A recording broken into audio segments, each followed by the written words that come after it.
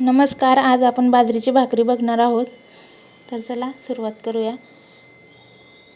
मी इथं तवा तापायला ठेवला आहे, त्यावर थोडं तेल घातलं आहे जेणेकरून भाकर चिकटू नये. त्यानंतर मी 1 वाटी पीठ घेतलेलं आहे, त्यात थोडं थोडं पाणी घालायचं आहे. पाणी थोडं थोडंच घालायचं, जास्त पाणी घातलं तर ते पातळ होईल. पातळ झालं तर भाकर व्यवस्थित थापता येणार नाही, आपल्या हाताला चिकटल आणि घट्ट झालं तर भाकरला क्रॅक्स पडतील. बघू शकता अशा प्रकारे आपण पीठ मळून घेणार आहोत.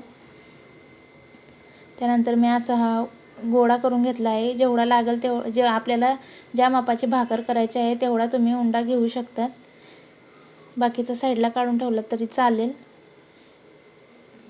आणि आता आपण भाकर थापून घेऊया.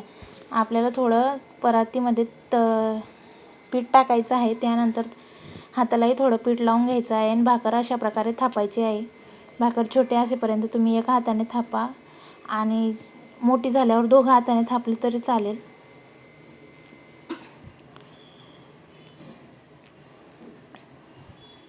हाताला जर भाकर चिकटत असेल तर तुम्ही थोडं थोडं पीठ लावू शकता.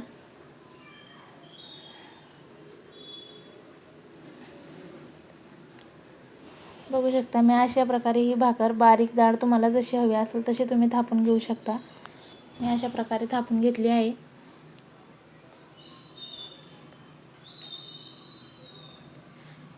आता हिला आपण भाजून घेऊया. मी इकडे तवा तापायला ठेवला होता, आता त्यावर ही भाकरी घालूया. बघू शकता आता त्याला आपण पाणी लावून घेऊया.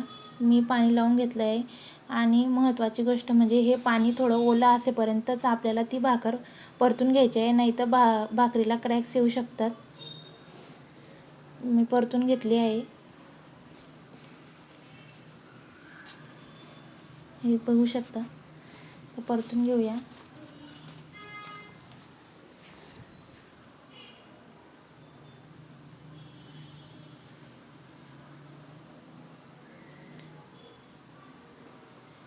बाजरीच्या भाकरीचा उपयोग हिवाळ्यात जास्त केला जातो.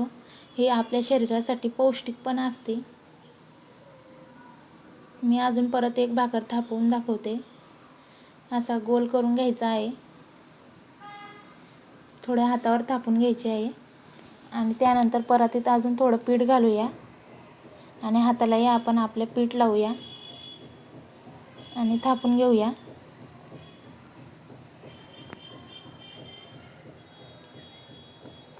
बघू शकता मी अशा प्रकारे थापत आहे. बघा मी भाकर हातात उचलून घेतली तरी सुद्धा भाकर तुटत नाहीये. तर ही भाकर बनवून झाली आहे. मी तव्यावर टाकून घेतली आहे आणि पाणी लावून घेतलं आहे. हे पाणी सुकायच्या अगोदरच आपल्याला भाकर पलटी करून घ्यायची आहे. मी अशी पलटी करून घेतलेली आहे, बघू शकता.